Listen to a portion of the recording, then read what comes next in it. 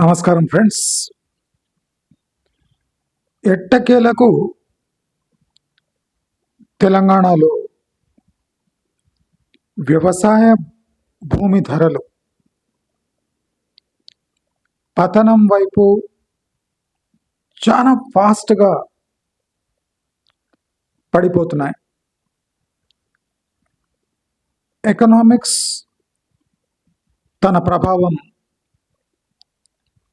ఇన్నాళ్లకు చూపించింది. నేను ఎప్పుడు చెప్తానుంటాను, ఎవరు ప్రాక్టికల్ ఎకనామిక్స్ని పక్కన పెట్టి ఊహాలోకంలో విహరిస్తూ ఉంటారో వాళ్లకు ఇలాంటి శాస్తి తప్పదు. అసలు వ్యవసాయ భూధరలు తెలంగాణలో ఈ 8-10 ఏళ్ల తెలంగాణ స్టేట్హుడ్ తర్వాత ఇలా ఎందుకు దిగజారుతున్నాయి? దీనికి ముఖ్య కారణాలు ఏమి? అది మనం స్పష్టంగా మన ఛానల్లో తెలుసుకుందాం. దీన్ని జీర్ణించుకునే శక్తి దేవుడు అందరికీ ఇవ్వాలని నేను మనస్ఫూర్తిగా కోరుకుంటున్నాను. వ్యవసాయ ధరలు, భూమి ధరలు ఎందుకు తీవ్రంగా పడుతున్నాయి? దీనికి కారణం డెవలప్మెంటా లేదా వ్యవసాయ రంగంలో వచ్చిన పెను మార్పుల వల్ల అగ్రికల్చర్ చేపట్టలేక భూములు అమ్ముకుంటున్నారా? లేదా భూధరలు దిగిరాకపోతే ఎవరు కొనరు అని డిసైడ్ అయిన ఫార్మర్స్ తమ భూములను తక్కువ ధరలకు అమ్ముకోవడానికి సిద్ధపడుతున్నారా? అసలు వ్యవసాయ రంగంలో వ్యవసాయ భూమి రేట్లు ఎందుకు దిగొస్తున్నాయి?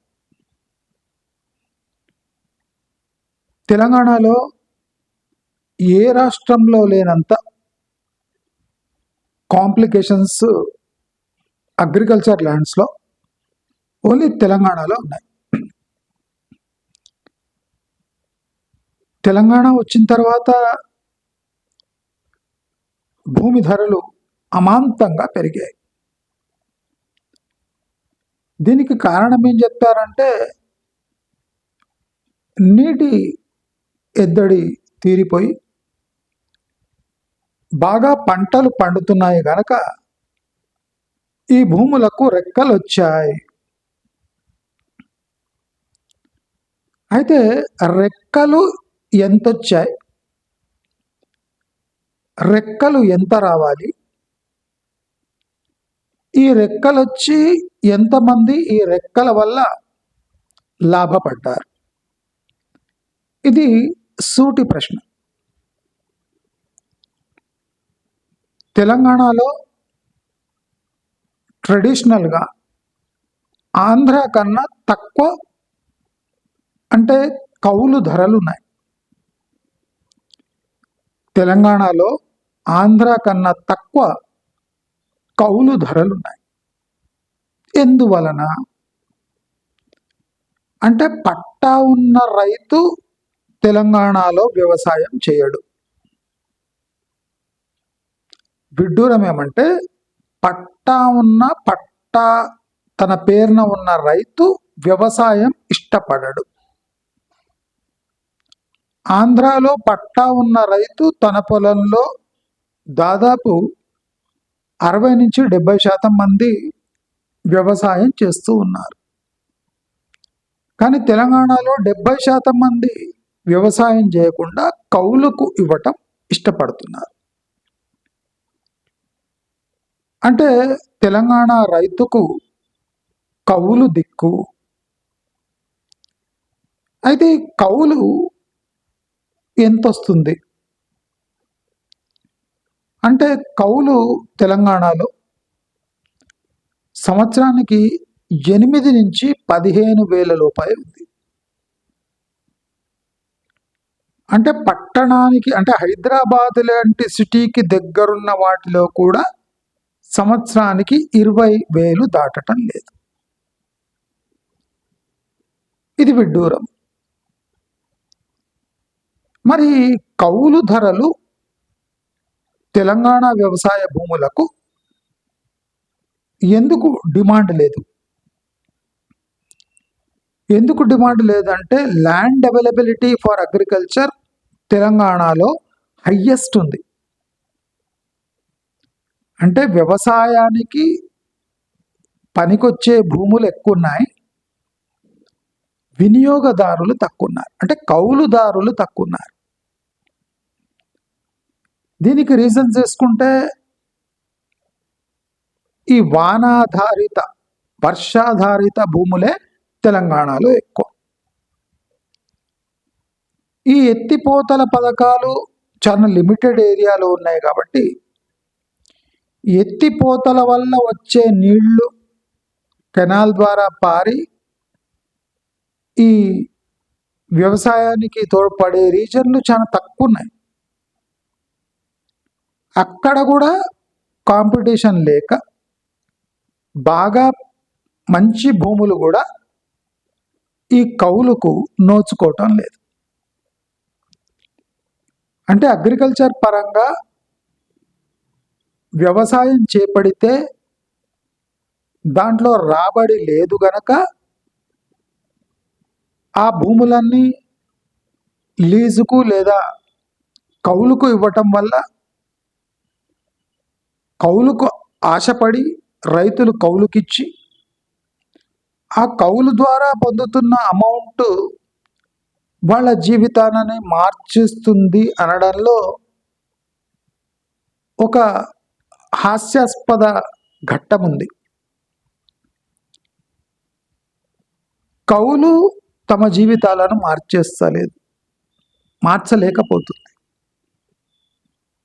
వ్యవసాయం గ్యారంటీ ఇన్కమ్ ఇవ్వలేకపోతుంది. అమ్ముకుందామా అంటే అన్ని గాలి ధరలే తప్ప ఇక్కడ కొనేవాడు లేడు. కొనేవాడు ఎందుకు లేడు? అగ్రికల్చర్ ల్యాండ్స్ ఎందుకు అమ్ముడుపోతలేవు? తెలంగాణలో భూమి కొనే కన్నా కౌలుకు తీసుకోవడమే చాలా చీప్ పడుతుంది. ఎందువలన అంటే 1 ఎకరం 20 లక్షలు, దానిపై రాబడి 10,000. 1 ఎకరం 20 లక్షలు,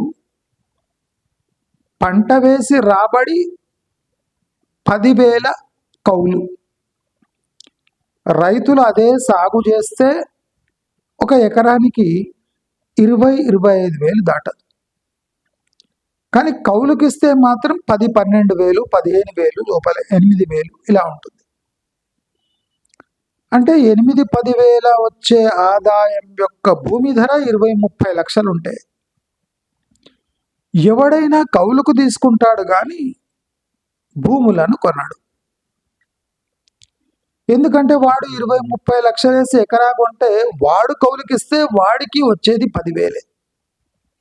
సంవత్సరానికి 10,000, 15,000, 12,000. అంటే మీరు లెక్కేసుకోండి, ఒక రైతు ఒక 20 లక్షలు తాను ఎఫ్డీలో వేస్తే, ఫిక్స్డ్ డిపాజిట్లో వేస్తే 20 లక్షలకు గాను ఆయనకు 1,40,000 ఫిక్స్డ్ డిపాజిట్ 7% ఇంట్రెస్ట్లో 1,40,000 వస్తుంది. అదే కౌలుకిస్తే 15,000 దాటదు. నేను మీకు ఇప్పుడు ఎక్స్ప్లెయిన్ చేస్తాను. తెలంగాణలో వ్యవసాయ భూములకు గాలి రేట్లు ఎందుకున్నాయి? 20 లక్షలకు మనం బేస్ సేవింగ్స్ అకౌంట్ అంటే ఏ ఫిక్స్డ్ డీల్ లేకుండా సేవింగ్స్ అకౌంట్లో వేస్తే దాదాపు ఒక 70,000 దాకా ఇన్కమ్ వస్తుంది. 20 లక్షలు 25 లక్షలు ఇస్తాం. కానీ కౌలు మాత్రం 15,000 దాటదు. అంటే ఒక సింపుల్ సేవింగ్స్ అకౌంట్ కన్నా ఒక 10-20% రిటర్న్ మాత్రమే ఇవ్వగల కౌలు తెలంగాణలో ఉంది. అంటే కౌలు కన్నా దరిద్రమైన ఇన్కమ్ ఇంకోటి లేదు అని అర్థం. మీకు అర్థమవుతుంది కదా, సేవింగ్స్ అకౌంట్ 3.5 కన్నా ఘోరమైన రిటర్న్స్ కౌలు రూపంలో రైతులకు వస్తుంది. ఈ కౌలు సేవింగ్స్ అకౌంట్ బేస్ డిపాజిట్ తోనే పోటీ పడలేకపోతుంది. మరి వ్యవసాయ భూమి కొన్నవాడు మూర్ఖుడు కాలేకపోతున్నాడు, అంటే తప్పకుండా మూర్ఖుడవుతున్నాడు. 20 లక్షలు ఎకరానికి వాడు లీజుకి ఇస్తే 15,000 కౌలు, అది ఫిక్స్డ్ డిపాజిట్లో పెడితే దాదాపు 1,40,000 ఆదాయం. మరి భూమి ఎందుకు కొనాలి అనే ప్రశ్న ఉంది. భూమి ఎప్పుడు కొనాలి అన్నదానికి జవాబేమంటే, ఒక ఎకరం నికర ఆదాయం వ్యవసాయం చేస్తే ఒక ఎకరంలో 1,40,000 దాటినప్పుడు, ఒక ఎకరంలో నీవు వ్యవసాయం చేస్తే 1,40,000 దాటిన రోజు నీకు ఈ భూమి ధరలు ఒక 10 ఏండ్లు హోల్డ్ చేస్తే ఆ భూమి ధర మీకు గిట్టుబాటు అవుతుంది. అంటే 1,40,000 ప్రతి ఎకరం ఒక రైతు ఆర్జిస్తే కానీ ఆయన 20 లక్షలు ఎకరా కొంటే లాభం. కానీ తెలంగాణలో ఏ రైతుకు ఎకరానికి 1,40,000 ఆదాయం లేదు. మంచి మాగాణి భూమికి కూడా 1,40,000 పర్ ఎకరం ఆదాయం లేదు.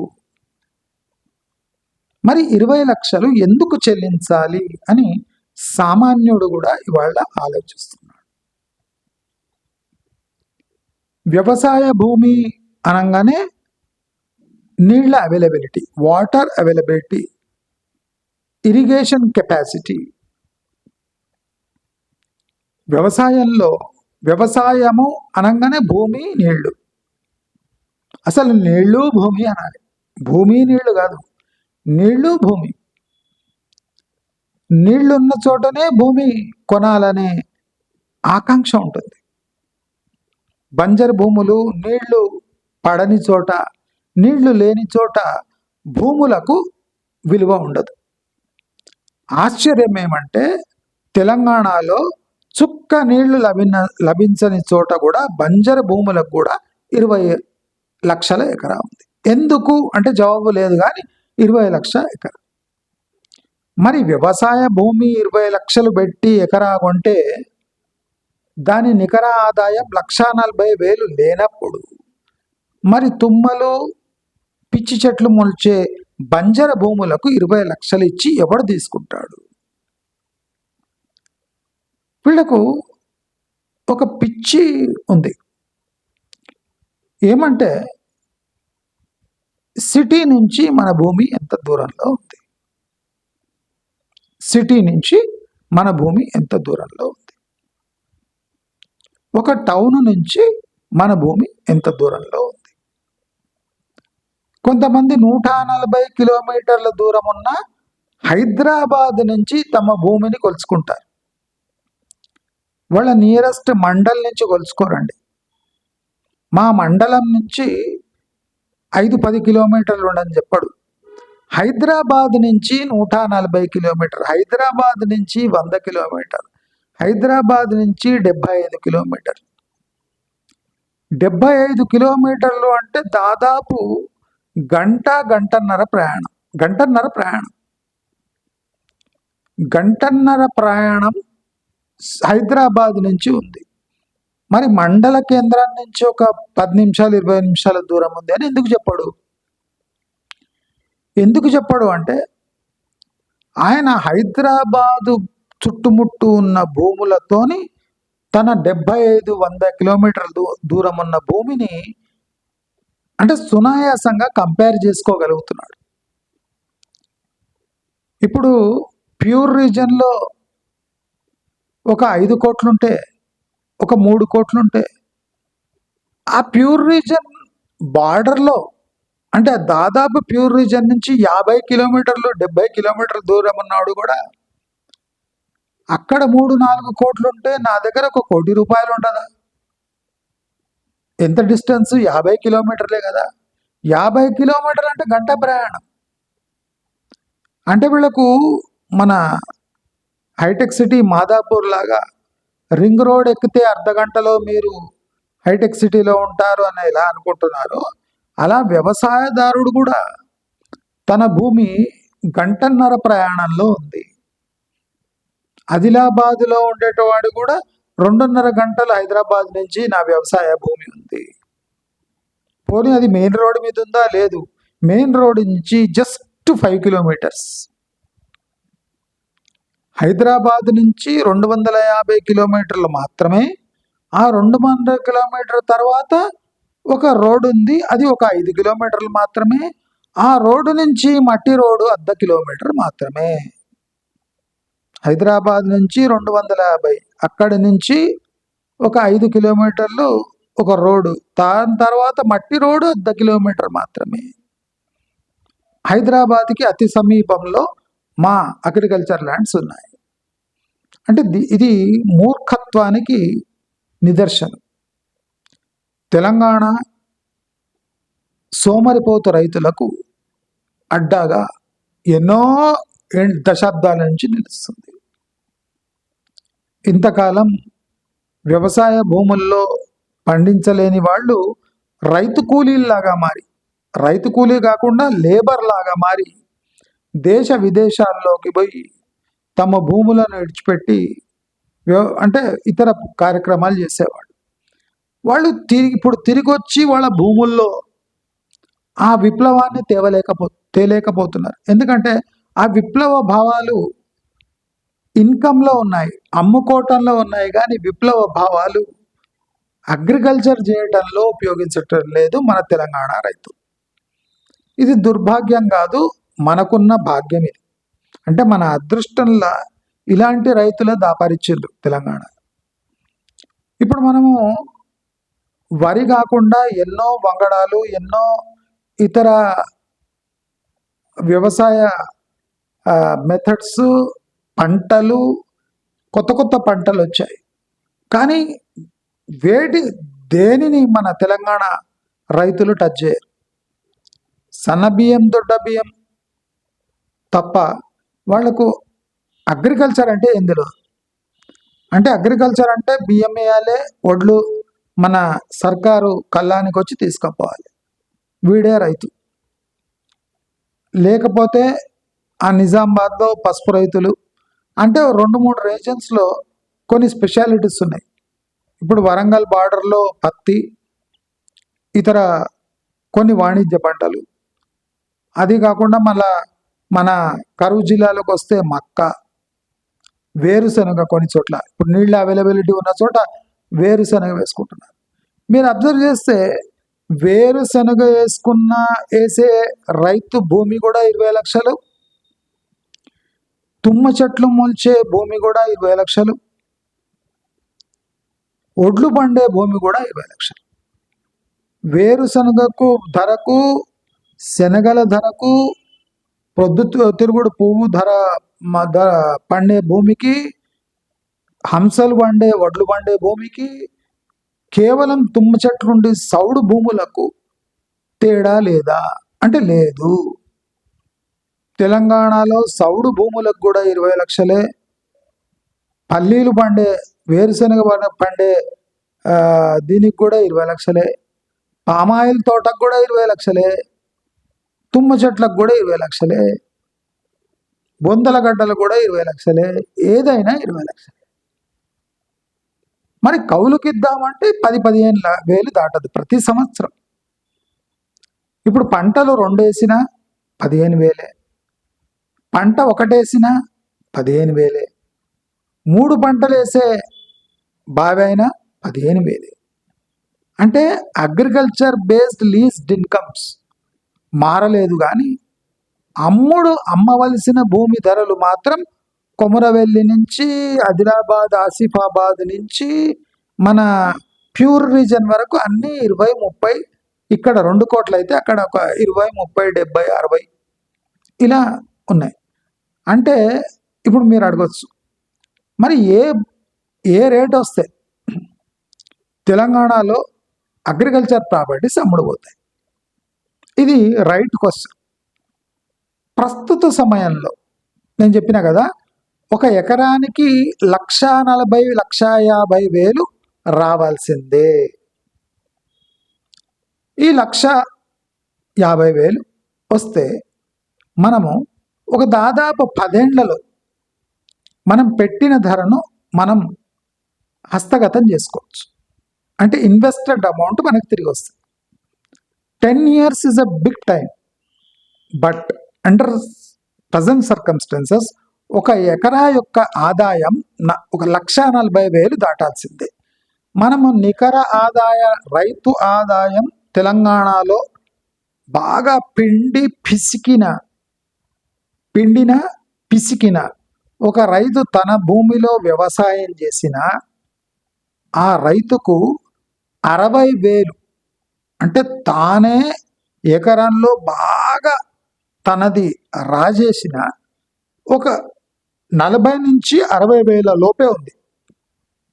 అంటే తానే కష్టపడిన ఒక ఎకరంలో ఒక 2 పంటలు వేసుకున్న 50,000-60,000 దాటలేదు. అంటే ఆదర్శ రైతు చేస్తే మరి 1,40,000-1,50,000 దాటాలి అంటే ఎలాంటి పంటలు వేయాలి, ఎంత కృషి చేయాలి, ఎలాంటి భూములు ఉండాలి? అయితే దానికి 20 లక్షలు ఇవ్వచ్చు. మనం 20 లక్షలు ఇవ్వాలి అంటే ఆ భూమిలో ప్రతి సంవత్సరం ఆదాయం 1,50,000 దాటాలి. 30 లక్షలు అయితే నియర్లీ 2 లక్షలు దాటాలి. మరి ప్రతి ఏటా 2 లక్షల ఆదాయం ఇవ్వగల భూములు తెలంగాణలో ఉన్నాయా? అంటే ఉన్నాయి, కానీ ఎందుకు మరి రావట్లేదు అంటే వ్యవసాయం చేసే సీరియస్నెస్ ఎవరికి ఇక్కడ లేదు. ఎందుకు లేదు అంటే ఆ ప్యూర్ రీజన్లో ఉన్న 3 కోట్లు పర్ ఎకర్ పాక్కుంటూ వచ్చి మా దగ్గర 60 లక్షలు 50 లక్షల కన్నా ఏనాడైనా పోదా? ఏనాడు పోతుంది? ఎవరొస్తే పోతుంది? ఇప్పుడు చూడండి, గత 9 ఏళ్లుగా ఊరిచ్చి లాలాజలంతో నిండిపోయిన నోళ్లతోని ఈ రైతులు కేసీఆర్ ప్రకటించిన 1 కోటి రూపాయలు ఎకరా మనకు 30 లక్షలైనా రాదా అని 9 ఏళ్లుగా మన కుక్కల అంటాయి కదా, అట్లా ఎదురు చూసి 9 ఏళ్ళు అయిపోయి కేసీఆర్ ఫామ్ హౌస్కి వెళ్ళిపోయాడు. రేవంత్ రెడ్డి వచ్చిండు. రేవంత్ రెడ్డి 5 ఏళ్ళు ఇట్లే గడిచిపోతుంది. అంటే 9+5 14 ఏళ్ల నుంచి రైతులు లాలాజలంతో ఉన్నారు, కానీ వాళ్ళ చేతికి డబ్బు అందటం లేదు, ఆ వాల్యుయేషన్ రావటం లేదు. ప్రతి రైతు ఆలోచించాలి, నీవు నీ భూమిలో నీవు గింజేస్తే ఎకరానికి 1,50,000 తీయగలవా? ఫార్ములా చెప్తున్నా. ఏ రైతు అత్యాశ పోయి తన భూములను ముడి కింద పెట్టుకొని 14 ఏళ్లుగా పిచ్చోళ్లలాగా ఎదురు చూస్తున్నారో ఆ రైతులకు నేను సవాల్ విసురుతున్నా. మీరే వ్యవసాయం చేసి ఏ సంవత్సరం ఎకరానికి 1,50,000 దాటి ఆదాయం పొందగలరో అప్పుడే మీ భూమికి 20 లక్షలు వచ్చే అవకాశం ఉంది. ఎప్పటి వరకు మీరు ఎకరానికి 15,000 ఆ, మీరు కౌలుకి ఇస్తున్నారు.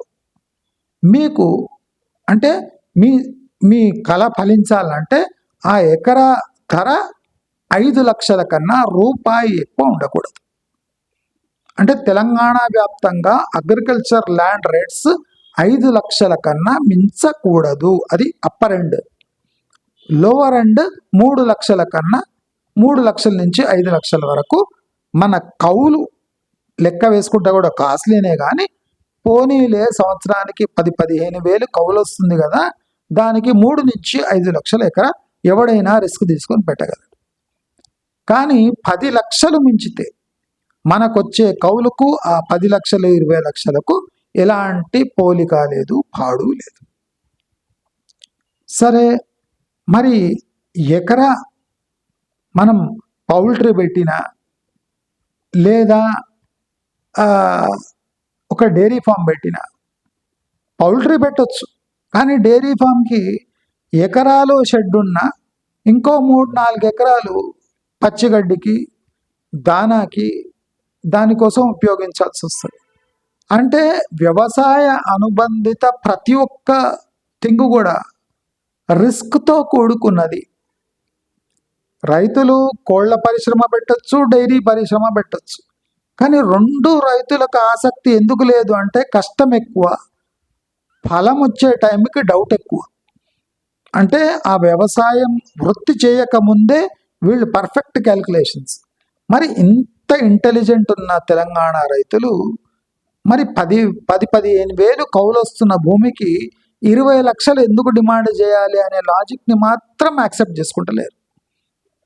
20 లక్షలు ఖచ్చితంగా కావాలి, కానీ కౌలుకిస్తే 15 వేలకి ఇస్తాం, కానీ దానికన్నా తక్కువ అమ్మం. అంటే ఈ మొండి పట్టు వల్ల ఏమవుతుందంటే తెలంగాణ యావత్తు కౌలు రైతులతో నిండిపోతుంది. తెలంగాణ యావత్తు కౌలు రైతులతో నిండిపోతుంది. కౌలు ఆదాయం తక్కువ, మరి భూమి రేట్లు ఎక్కువ. అంటే పట్టా ఉన్న భూమి రైతు అమ్మలేడు, కానీ పట్టా ఉన్న భూమి సునాయాసంగా కౌలుకు ఇవ్వగలడు. కానీ సునాయాసంగా ఇచ్చే కౌలు 15 వేలు.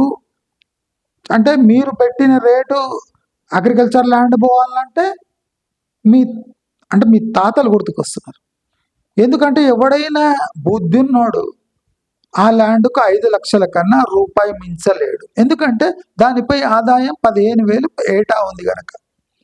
ఆ 15 వేలు కానీ 10 సంవత్సరాలు ఇచ్చినా 1.5 లక్ష అవుతుంది. సో 10 సంవత్సరాలు మీరు కౌలుకిస్తే 1.5 లక్ష వస్తుంది.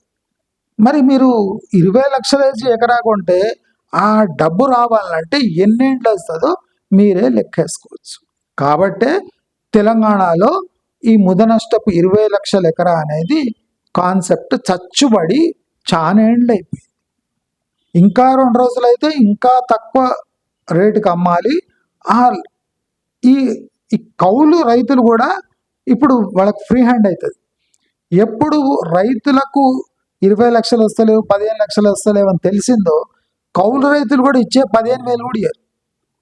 ఎందుకంటే నువ్వు అమ్మాలని చూస్తున్నావు, నువ్వు అమ్ముడు పోతలేదు, మాకన్నిస్తే మేము తక్కువ కష్టపడి చేసుకుంటామని లీజ్ రేట్స్ అంటే కౌలు రేట్లు కూడా రేపటి రోజు విపరీతంగా పడే అవకాశాలు ఉన్నాయి. తద్వారా అగ్రికల్చర్ ల్యాండ్ రేట్స్ కూడా సునాయాసంగా పడుతున్నాయి. మరి ఈ ప్రాజెక్టుల యొక్క ఫలితాలు ఈ రైతులకు అందుతున్నాయా? మరి ప్రాజెక్టు కింద ఉన్న ల్యాండ్స్కు రేట్లు ఎందుకు వస్తాయి? బాగా పుష్కలంగా నీళ్లుంటే వదిలేసేస్తారు. ఇప్పుడు పుష్కలంగా నీళ్లున్నాయి అంటే వాళ్ళకి ఏమంటే వదిలేయాలి.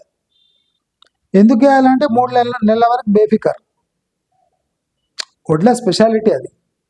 ఇంకా ఈ ప్రభుత్వాలు కూడా వడ్ల గురించే మాట్లాడతాయి కానీ మక్కల గురించే మాట్లాడతాయి కానీ ఇతర ఏ పంటల గురించి నోరే మెదపవు. ఎందుకంటే ఈ కమర్షియల్ క్రాప్స్ కానివ్వండి, ఇతర అనుబంధ రంగాలు కానివ్వండి, ఇవన్నీ labour intensive. So labour intensive ఏ కార్యక్రమం కూడా తెలంగాణలో చేపట్టడానికి ఇష్టపడరు. అదే కాకుండా తెలంగాణ వ్యవసాయ కుటుంబాల్లో ఇప్పుడు విదేశీయానము పట్టణ జీవితం అనేది ఒక ఇమిడిపోయిన భాగం అయిపోయింది. చదువుకోవడానికి పిల్లలు ఇక్కడొచ్చి వేలకు వేలు ఖర్చు పెట్టి ఏం చేస్తున్నారంటే ఎయిడ్స్ తెచ్చుకుంటున్నారు. ఇప్పుడు కర్ణాటకలో సర్వే చేస్తే 7,000 కాలేజ్ పిల్లలకు ఎయిడ్స్ అనే రోగం సోకింది. ఎందుకంటే వ్యవసాయం చేసే కుటుంబాల నుంచి సిటీకి వచ్చి చదువు పేరుతో వేలకు వేలు తగిలేసి వీళ్ళు చేస్తున్నారు ఏమంటే బేసిక్ థింగ్స్ కన్సిడర్ చేయకుండా ఇలాంటి కంట్రీ పనులు చేసి ఎయిడ్స్ తెచ్చుకొని తమ మంచి జీవితం పాడు చేసుకుంటున్నారు. ఇప్పుడు కర్ణాటకలో సర్వే జరిగితే 7,000 పిల్లలకు ఎయిడ్స్ వచ్చిందంటే రాష్ట్ర వ్యాప్తంగా ఇప్పుడు సర్వే జరుపుతున్నారు పిల్లల మీద. ఒక ఏరియాలో 7,000 పిల్లలకు ఎయిడ్స్ వచ్చింది. ఎందుకు వచ్చింది? ఎందుకంటే ఎక్సెస్ ఇన్కమ్ ఉంది. అంటే చదివే పిల్లలకు ఎంత డబ్బులు ఇస్తున్నారు పేరెంట్స్ అంటే దాంట్లో వీళ్ళు అసాంఘిక కార్యక్రమాలు, డ్రగ్స్ లేదా పడుకోవటము లేవటము దీనికి కూడా ఖర్చు పెట్టే అంత డబ్బులు పుష్కలంగా వీళ్లకు చదువు పేరుతో లభిస్తున్నాయి గనక, వీళ్లకు స్కాలర్షిప్స్ లభిస్తున్నాయి గనక, వీళ్ళకి ఎన్నో వసతులు లభిస్తున్నాయి, క్యాష్ స్కీమ్స్ లభిస్తున్నాయి కనుక వీళ్ళంతా ఈ క్యాష్ని ఇక్కడ డైవర్ట్ చేసి ఎయిడ్స్ తెచ్చుకునే వరకు వచ్చేసారు. అంటే పిల్లలు ఇంత ఆదర్శంగా పెరుగుతున్నారు. నికర ఆదాయం, భూమి రేట్లు, ఎకరా 20 లక్షలు, ఎంతమంది రైతులు వేలకు వేలు పెట్టి పిల్లల్ని పట్టణాలకు చదువుకోండ్రా అని పంపిస్తే దీంట్లో మేజర్ శాతం రైతు బిడ్డలే ఉంటారు. ఇక్కడ రైతు బిడ్డలని కాదు, ఇప్పుడు కర్ణాటకలో బీహార్ నుంచి, ఉత్తరప్రదేశ్ నుంచి, మహారాష్ట్ర నుంచి వచ్చి చదువుకునే వాళ్ళు చాలా రైతు బిడ్డలు ఉన్నారు. వాళ్ళంతా ఎయిడ్స్ సోకించుకొని ఇప్పుడు తమ స్వరాష్ట్రాలకు వెళ్ళిపోయే పరిస్థితి. అంటే వీళ్ళు ఆశపడింది ఒకటి, అక్కడ అగ్రికల్చరు బాగా సాగుతలేదు, భూమి రేట్లు వస్తలేవు. ఇటువైపు వస్తే ఇక్కడ పిల్లల భవిష్యత్తు కూడా తునాతునకలై పోయే అవకాశం ఉంది. ఇప్పుడు సర్వే జరిగితే ఏం లేదైనా ఒక 5-6 లక్షల పిల్లలకు ఎయిడ్స్ ఉండే ఛాన్సెస్ ఉన్నాయి కర్ణాటకలో. అంటే మన వాళ్ళకంత సీల్ ఉందా అంటే ఏం లేదు, మన దగ్గర సర్వే జరుగుతలేదు అంతే. ఇక్కడ కూడా తప్పకుండా ఎయిడ్స్ కేసెస్ స్టూడెంట్స్లో తప్పకుండా ఉంటాయి. నేను చెప్పేది ఏమంటే మనము ఒక వైపు నుంచి ఇంకో వైపు, ఒక వృత్తి నుంచి ఇంకో వృత్తికి అమానవీయంగా ఆలోచించకుండా కక్కుర్తిపడి ఈ భూమాతకు శటకోపం పెట్టి చిత్ర విచిత్రంగా భూమాత నుంచి డబ్బులు లాక్కోవాలని రైతులు ప్రయత్నిస్తే దాని పర్యవసానాలు ఇలాగే ఉంటాయి.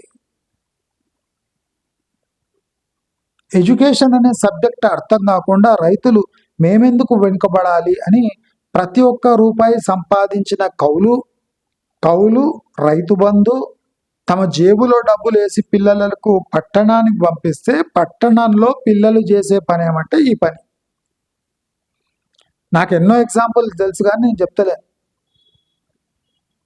నాకు రీసెంట్గా తెలిసింది ఏమంటే, కొన్ని సోర్సెస్ నుంచి తెలిసిందేమంటే, గవర్నమెంట్ జూనియర్ కాలేజీలో రేవంత్ రెడ్డి ఈ స్క్రీన్స్ పెట్టిస్తున్నాడు ఎడ్యుకేషన్ కోసం, digital education in junior colleges అని. అయితే లెక్చరర్స్ వచ్చి లేటెస్ట్ ఫిలిం పెట్టి స్టాఫ్ రూమ్లో కూర్చొని జూనియర్ కాలేజ్ పిల్లలు పొద్దున టిఫిను మధ్యాహ్నం భోజనం చేసి 2-3 పిక్చర్లు చూసి కాలేజీలో పిక్చర్లు చూసి ఇంటికి వెళుతున్నారు. వీళ్ళ ఉత్తీర్ణత రేటు మాత్రం బాగుంది. ఎందుకంటే వీళ్ళకు కూర్చొని మరీ కాపీ కొట్టిస్తున్నారు.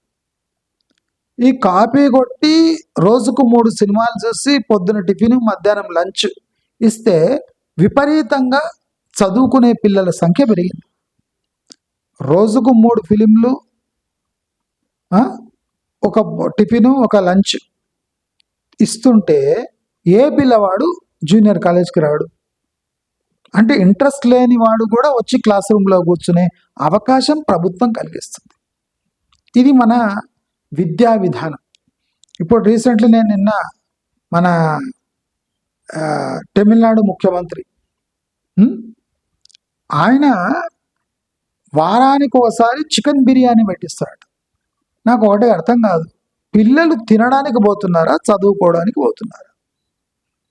కడుపు నిండే అంత తిండి పెట్టాలి, కానీ బిర్యానీలు పెడితే రేపు వాడు ఇంటికి కూడా వాడు నైట్ కూడా ఇక్కడనే ఉంటా, స్కూల్ని హాస్టల్లా మార్చేయండి, వారానికి 3 బిర్యానీలు పెడితే నేను క్లాస్ రూమ్ దాటిపోను అంటాడు. రేపు బిర్యానీలతో పాటు అలవాటు ఉంది మాకు, ఇది కూడా ఇస్తే అది కూడా కాయిస్తాము. మాకు అప్పుడప్పుడు మా ఇంట్లో అందరూ అది కూడా అందిస్తే ఇక మేము క్లాస్ రూమ్ దాటవలసిన అవసరం ఏముంది, స్కూలే మా ఇల్లు అని అక్కడనే ఉండిపోతారు. వారానికి ఒక 2-3 బిర్యానీలు పెట్టి వాళ్ళు ఇష్ట ప్రకారంగా డిజిటల్ స్క్రీన్ మీద 2 సినిమాలు వేస్తే ఏ స్కూల్లో పిల్లలు కూడా డ్రాప్ అవుట్ కారు. శుభ్రంగా రోజు క్లాస్ అటెండ్ అయ్యి మంచి దుస్తులు వేసుకొని పొద్దున టిఫిన్, మధ్యాహ్నం లంచ్, సాయంత్రం స్నాక్స్, వారానికి 2-3 చికెన్ బిర్యానీలు, అది కాకుండా సబ్సిడీలు, అది కాకుండా స్కాలర్షిప్స్ ఇస్తే ఆ స్కాలర్షిప్స్ తీసుకుపోయి ఎక్కడనో యూజ్ చేసి నానా వ్యాధులు తెచ్చుకొని రోజుకు 3 సినిమాలు చూసి, అంటే వ్యవసాయదారుడు మా పిల్లలు ఎడ్యుకేట్ కావాలి అని ప్రభుత్వంపై ఆధారపడితే దాని పర్యవసానాలు ఇంత ఘోరంగా మన కళ్ళ ముందు స్పష్టంగా కనిపిస్తున్నాయి. కాబట్టి ఇప్పుడు నేను చెప్పింది వ్యవసాయ భూమికి రేట్లకి ఏం సంబంధం ఉందంటే, రైతులు ఒక ఎకరా 20 లక్షలకు అమ్ముకుంటే 20 లక్షల నుంచి నా పిల్లల ఇప్పుడు ఏం చేస్తున్నారంటే 3 ఎకరాలు ఉంటే 1 ఎకరా అమ్మడానికి పెడుతుంది, 20 లక్షలు ఉట్టినే సోషల్ మీడియాలో అక్కడిక్కడ పెట్టించి అద్దెకరా, అది ఎకరా 22 లక్షలు అంటే ఎక్కువ అవుతుంది, అద్దెకరా 11, అది ఎకరా అద్దెకరా అన్నాడు 10 గుంటలు, 12 గుంటలు, 15 గుంటలు అని గుంటలకు మార్చేస్తాడు. ఈ గుంటలకు ఎందుకు మారుస్తున్నారు? గుంటల ఎందుకు అంటే ఫార్మ్ హౌస్ వాళ్ళు కొనడానికి గుంటల రూపంలో, అంటే ఈ అగ్రికల్చర్ ప్రాపర్టీని కమర్షియల్గా టర్న్ చేసి గుంటలు, గజాలు, రేపు ఎస్ఎఫ్టీ కూడా మార్చేస్తారు. అగ్రికల్చర్ భూమిని ఎస్ఎఫ్టీ లాగా మార్చేసి అమ్మేసే రోజులు దగ్గర పడుతున్నాయి కనుక ఇలాంటి మోసాలకు మీరు పాల్పడవచ్చు, కానీ ఎకనామిక్స్ అనేది ఒప్పుకోదు. కాబట్టి రైతులు కూడా కొద్దిగా ఎకనామిక్స్కి రెస్పెక్ట్ ఇవ్వాలి. 15,000 కౌలు వచ్చే వరకు మీ ఎకరా భూమి 20 లక్షలకి ఎవడు కొనడు. అది ప్యూర్లో వచ్చినా రేపు ప్యూర్లో 20 లక్షలు పెట్టినా ఎవడు కొనడు. ఎందుకంటే ప్యూర్లో పెట్టంగానే మీరు అది లేఅవుట్గా మారుస్తారు. కానీ లేఅవుట్ అమ్ముడు పోవాలి కదా, లేఅవుట్ అమ్ముడు పోవాలంటే గజం 15,000 కావాలి. గజం 15,000, 10,000. ఇప్పుడు ₹1,00,00,000 ఒక ఎకరం తీసుకొని దాన్ని లేఅవుట్ వేస్తే ఈజీ 15,000 పైనే అమ్మాలి. అది అమ్ముడు పోవు. ఎందుకు? సిటీ నుంచి 70 కిలోమీటర్లు ఉంది. వ్యవసాయ భూమిని నీకు దురద బట్టి దాన్ని గుంటలుగా మారిస్తే అది కమర్షియల్ ల్యాండ్ ఏమాత్రం కాదు. ఈ నిజాలు ఎప్పటి వరకు రైతులు తెలుసుకోకుండా మూర్ఖంగా ప్రవర్తిస్తారో అప్పటి వరకు మీరు కలలు గంటూనే ఉంటారు. ఇప్పటికే దాదాపు 14 ఏళ్ళు గడిచిపోయింది. ఇంకా కొన్ని ఏళ్ళు గడిస్తే ఆ పట్టా కాస్త మీ పిల్లలపై మార్చాల్సి వస్తుంది. మార్పు చెందిన ఆ పట్టాలకు మీరు అనుకున్న భూమి ధరలు రావు. ఎంత స్పష్టంగా చెప్పేస్తున్నా. మరి ఈ కలలు కనడం ఎందుకు మానేయాలి? ఎందుకంటే ప్రభుత్వాలు మారుతున్నాయి. 5 ఏళ్ళు ఇట్లా కళ్ళు మూసుకొని తెరిచే వరకు అయిపోతుంది. రేవంత్ రెడ్డి పోయి ఇంకో ఆయన వస్తున్నాడు. కాబట్టి మీ బతుకులు వీళ్ళ చేతిలో పెడితే మారవు గనక మీ బతుకు మారాలంటే మీకు కౌలు 1,50,000 పైన రావాలి. లేదా వ్యవసాయం చేస్తే ఎకరానికి 1,50,000 దాటినప్పుడే మీకు ఈ 10-15 లక్షలు ధర చాలా గిట్టుబాటు అవుతుంది. కానీ ఎప్పటి వరకు మీకు 15,000 మీ కౌలు ఎకరా మీకు వస్తుందో అప్పటి వరకు మూర్ఖంగా ఆలోచిస్తే మీకు ఎవ్వరూ ప్లేట్లో పెట్టి 20 లక్షలు ఇచ్చిపోరు. అభివృద్ధి అంటారా? అభివృద్ధికి కూడా దానికో కొలమానాలు ఉన్నాయి. ఎక్కడో 20 కిలోమీటర్ల దూరం ఒక రీజనల్ రింగ్ రోడ్ వస్తే మీ తలరాతలు మారవు. రైతులు ఎక్కువ పండించలేరు. ఆ రీజనల్ రింగ్ రోడ్కి మీ రైతు భూమికి మీ సారానికి ఏ సంబంధం లేదు కనుక అనవసరంగా రీజనల్ రింగ్ రోడ్ ఇక్కడి నుంచి 30 కిలోమీటర్లు 10 కిలోమీటర్లు 500 మీటర్ల దూరం ఉన్నా మనం ఇక్కడ చూడొచ్చు. ఇప్పుడు ఆదిబట్లలో అక్కడ అన్ని వ్యవసాయ భూములు ఉన్నాయి. అక్కడ కూడా 15,000 20,000 ప్రతి సంవత్సరం లీజుకి ఇస్తుండ్రు, అంటే కౌలుకి ఇస్తుండ్రు. అంటే ఆదిబట్ల ఏరియాలో కూడా 20,000 కౌలుంది. ఎకరా 20,000 కౌలుంది. కానీ ఇక్కడ అమ్మడానికి పోతే 2 కోట్లు 3 కోట్లు. 3 కోట్ల భూమికి 20,000 కౌలు. ఆదిబట్ల ఏరియాలో 20,000 కౌలు. అంటే ఆ భూమి మనం అగ్రికల్చర్ యూజ్కి పోతే 20,000 కన్నా ఎక్కువ రాదు, పిండినా రాదు. కనుక సునాయాసంగా 1 కోటి 2 3 కోట్లు 4 కోట్లు 5 కోట్లు ఉన్న భూమి వాడు 20,000కే కౌలుకి ఇచ్చేస్తాడు. అంటే అలాంటి పరిస్థితులు ఇక్కడ ఉన్నప్పుడు ఇక ఫ్యూచర్ సిటీ, ఆ సిటీ, ఈ సిటీ, ఆమన్గల్ దిక్కు పరిస్థితులు ఎంత దారుణంగా ఉండాలో మీరు అంచనా వేసుకోగలరు. కనుక ఒకటి మాత్రం ఖచ్చితం, రాష్ట్ర వ్యాప్తంగా అగ్రికల్చర్ ల్యాండ్స్కి అంటే డిమాండ్ భారీగా పడిపోతుంది. ఎందుకంటే ఇక్కడ గవర్నమెంట్ మార్పిడి జరుగుతుంది. ఇప్పుడు మళ్ళీ అగ్రికల్చర్ భూమి ఎందుకు పట్టుకొని కూర్చుంటారు రైతులు అంటే, మళ్ళీ కేసీఆర్ వచ్చి ఏదైనా మైక్ పట్టుకొని 2 కోట్ల ఎకరా అంటాడేమో, అప్పుడైనా మా భూమి 50 లక్షలకు పోతుందేమో అని కలలు కనేటోళ్ళు 90% తెలంగాణ ఉండే వరకు తెలంగాణ అదృష్టాలు మారవు, రైతు యొక్క అంటే స్థాయి మారదు, వాళ్ళ పిల్లల జీవితాలు బాగుపడవు అని స్పష్టంగా అందరికీ తెలియజేసుకుంటూ, ఇప్పుడైనా మారితే మంచిది అని ఒక సందేశం ఇవ్వడానికి ఈ వీడియో చేశానని అందరికీ తెలియజేసుకుంటూ నమస్కారం.